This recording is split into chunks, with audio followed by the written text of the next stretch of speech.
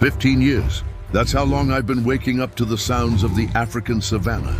My name is Dr. Marcus Ashford, and I'm a wildlife veterinarian in Kenya's Maasai Mara. Every morning at 5 a.m., my alarm doesn't need to ring. The distant roars of lions serve as nature's wake-up call. It's a routine that's become as natural as breathing. Track the prides, monitor their health, treat injuries when needed, document everything. But that October night, that night changed everything. I was alone in my research camp, 3 kilometers from the nearest ranger station. The rain had stopped just an hour ago, leaving the air thick with the smell of wet earth and acacia leaves. I was updating my field notes when I heard it, a sound that made my blood run cold. A desperate, high-pitched roar, not the powerful call of an adult lion, but the terrified cry of a cub in mortal danger. My hands froze over my laptop keyboard. In 15 years, I'd learned to distinguish between different types of roars. This wasn't a cub calling for its mother. This was pure primal terror. I knew the protocol. Rule number 1, drilled into every wildlife professional from day one. Never interfere with poaching incidents alone. Always wait for armed rangers. The words of my mentor, Professor Okonkwo, echoed in my mind.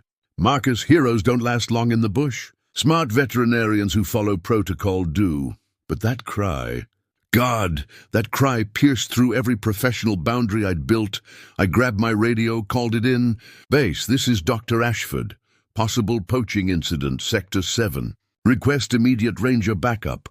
The response crackled through the static. Copy, Dr. Ashford. Rangers ETA 2 hours. Do not engage. Repeat, do not engage. 2 hours. In 2 hours, whatever was making that sound would be dead or gone. My hands were already reaching for my medical kit. A tranquilizer gun, useless against armed poachers, but better than nothing.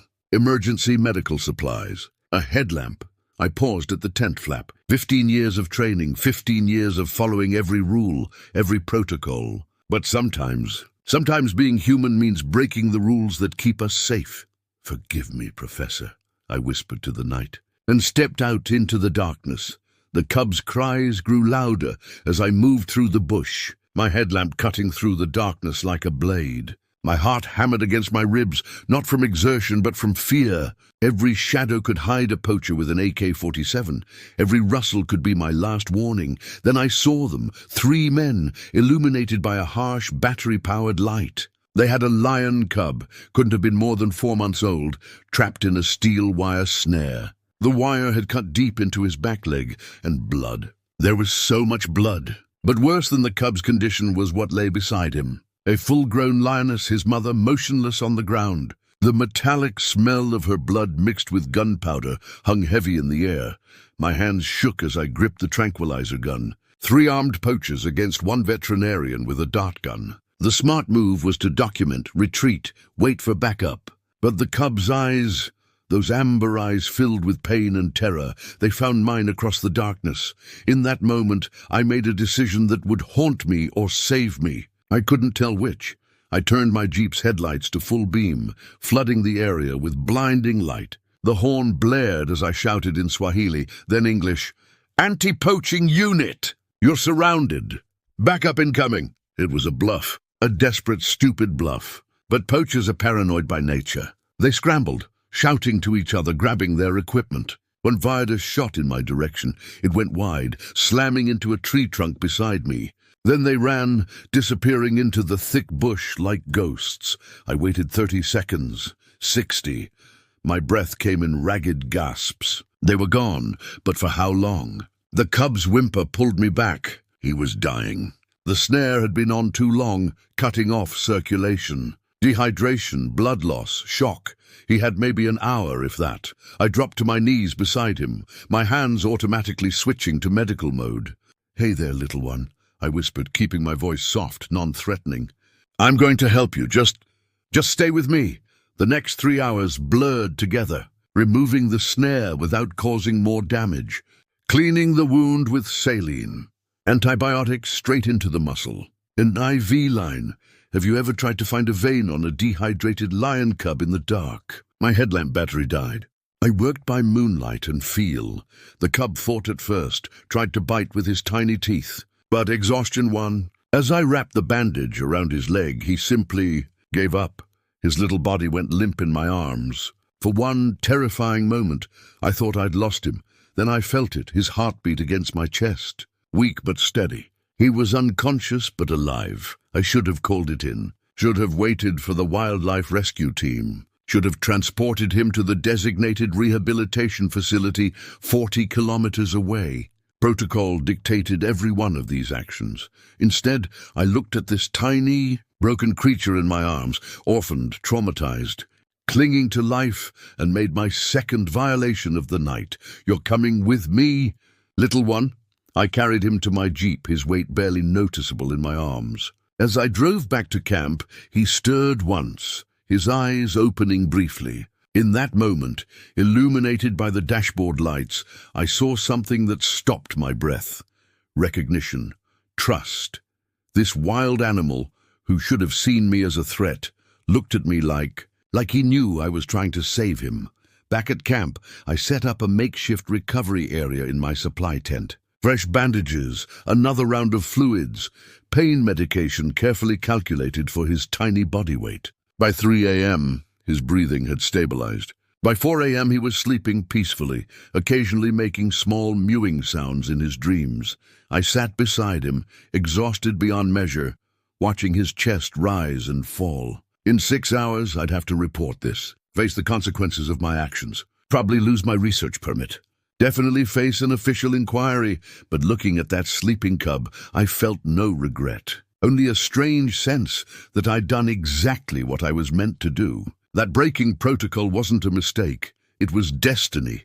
I dozed off in my chair, one hand resting gently on the cub's side, feeling his heartbeat under my palm. The last thought before sleep took me was a prayer. Please, let him make it through the night. Dawn came at 6 a.m., painting the African sky in shades of gold and crimson. I woke with a start, immediately checking on the cub. He was awake, his amber eyes watching me with that same inexplicable trust. The wound looked better, no signs of infection, good color returning to his gums.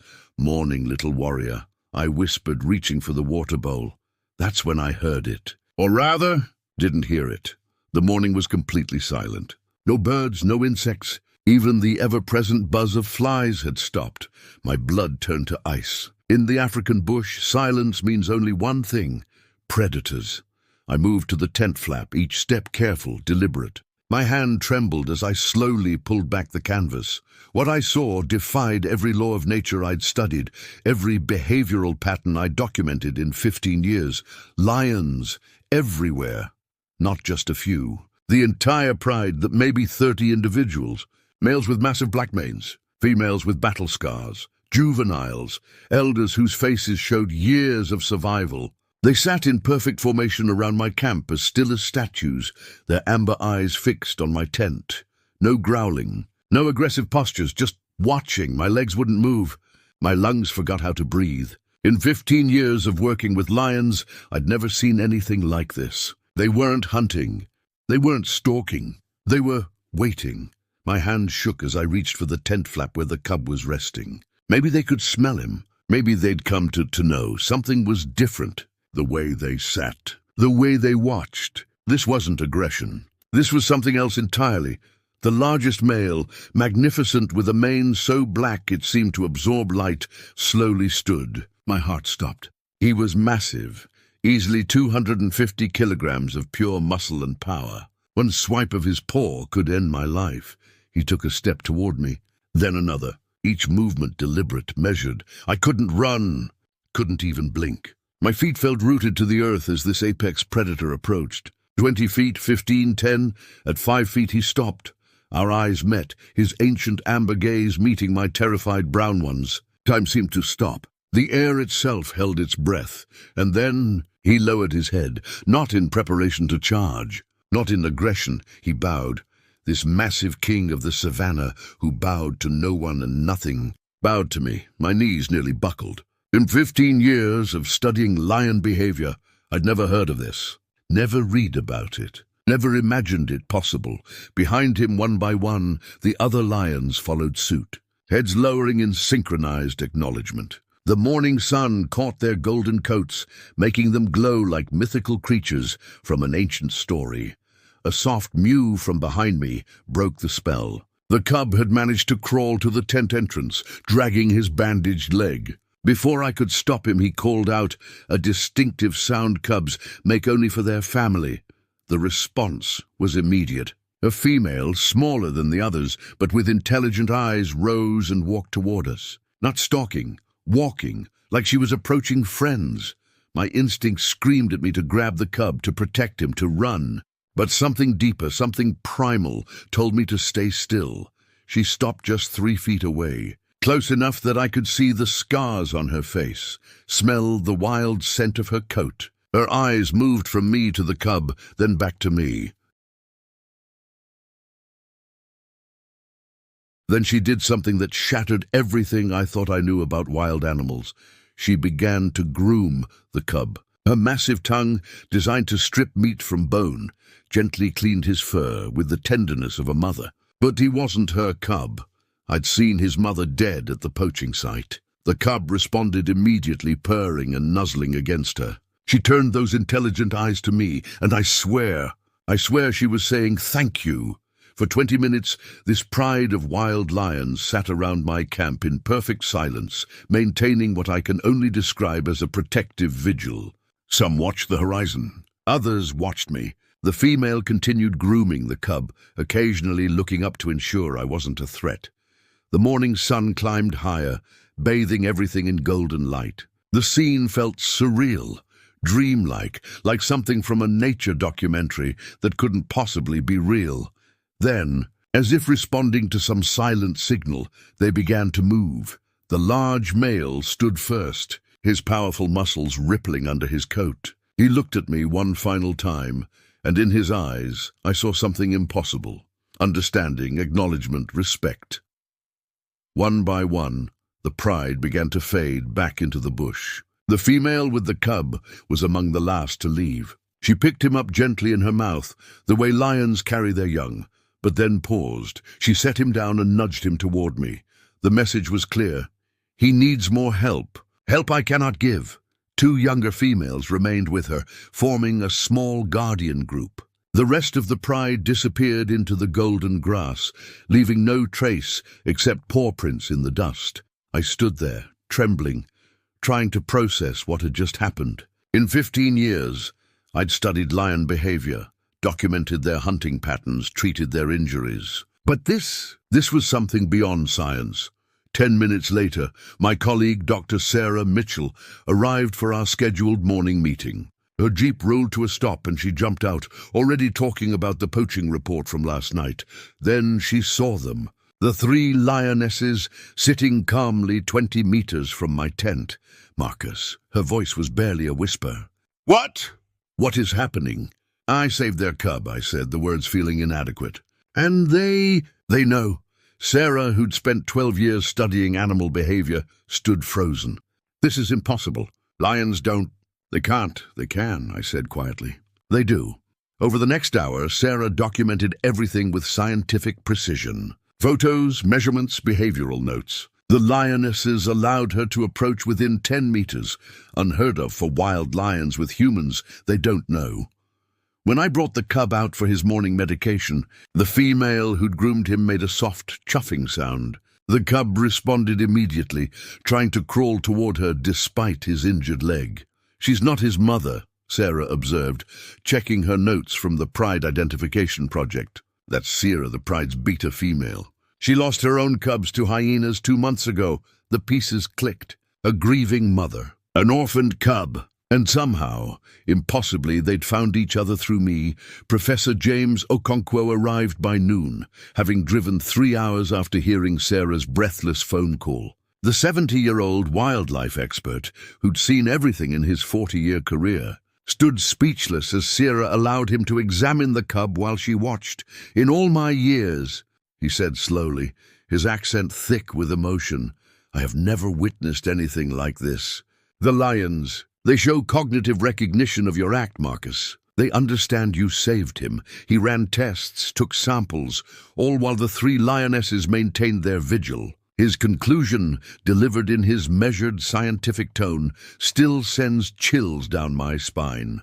Lions possess scent memory that exceeds our understanding. They can detect emotional pheromones, stress hormones, medical supplies. When you brought the cub here, covered in your scent and medical chemicals, the pride didn't just smell a human. They smelled a healer, a protector. In their framework, you became family. The DNA test results came back a week later.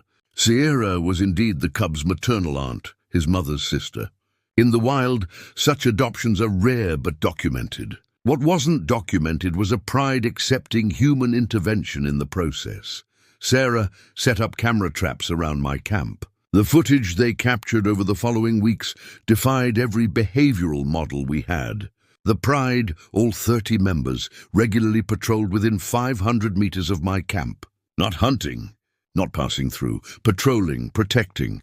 Local Maasai elders, when told of the events, nodded knowingly. The lions remember, old Kateko told me, not just with their minds, but with their spirits. You saved their young. Now you are marked? Marked? I asked. Protected, he clarified. No lion in this territory will harm you. They know who you are. The Kenya Wildlife Service officially documented the incident, carefully wording their report to avoid sensationalism. Unusual but explainable animal behavior following human intervention, they wrote. But the rangers who visited the site, who saw the footage, who witnessed Sierra allowing me to treat the cub while she watched, they knew better. It's love, Doc, Ranger Captain Thompson said simply. You can call it whatever scientific term you want, but that lioness loves that cub, and she's grateful to you for saving him. Animals feel love. We just pretend they don't, because it makes it easier for us. 3 weeks passed. The cub, whom we named Quito, meaning precious in Swahili, grew stronger. His leg healed beautifully. His appetite returned with vengeance. But more importantly, he bonded with Sierra completely. Every morning, she would arrive at the edge of my camp with the 2 younger females. I would bring Quito out, and they would spend hours together. She taught him to stalk by practicing on butterflies. The younger females played with him, tolerating his clumsy pounces with amused patience. But integration day was coming. The day Quito would return to the wild to his pride.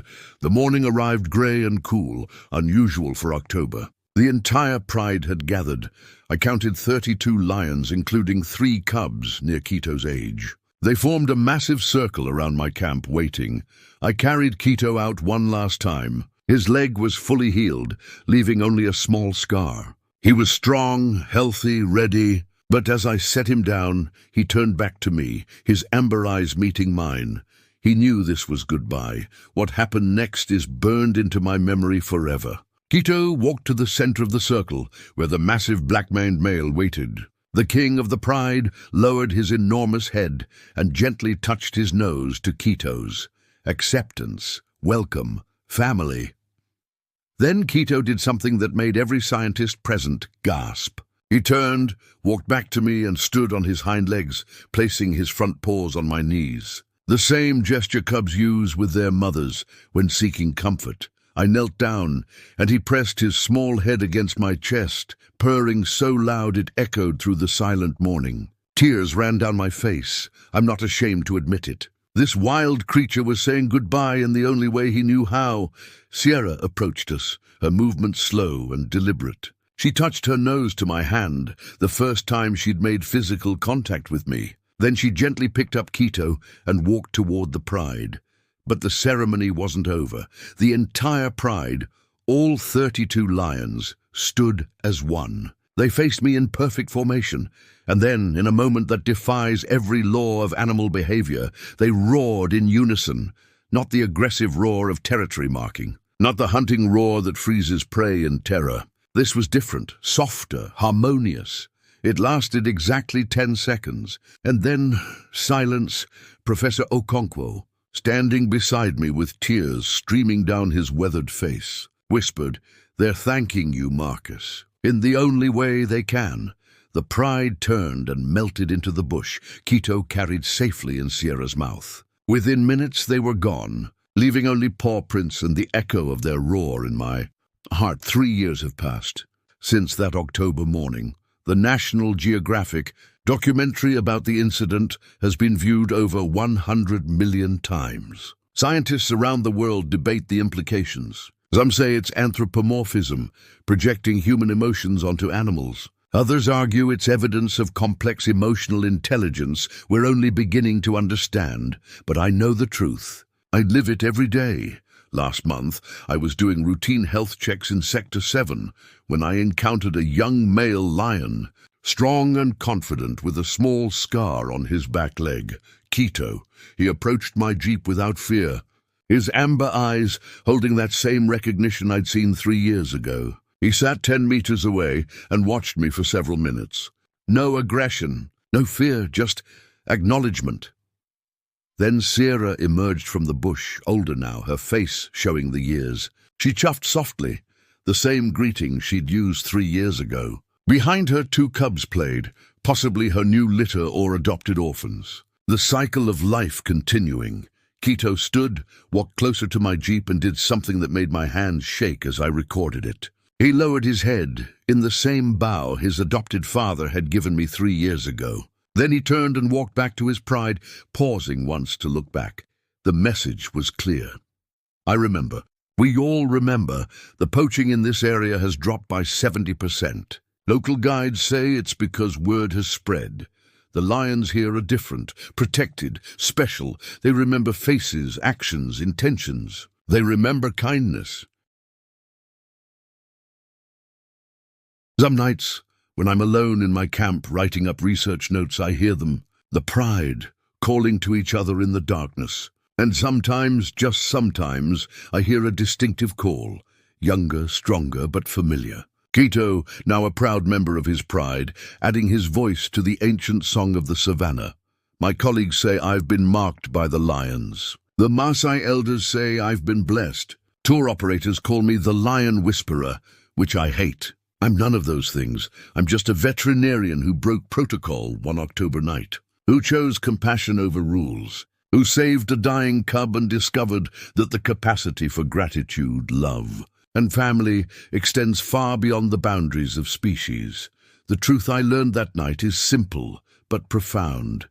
Every life we save touches countless others through invisible threads of connection. The kindness we show to one creature ripples outward in ways we can never fully comprehend. The wild remembers acts of compassion in a language older than words, deeper than science, more powerful than fear. Keto taught me that we're all connected, human and animal, predator and prey, scientist and subject. We're all part of the same tapestry of life, woven together by moments of grace that transcend the boundaries we've created. Some call it magic. Others call it impossible. I call it truth, because in the end, that's what I witnessed in the Maasai Mara, not just animal behavior or scientific phenomena.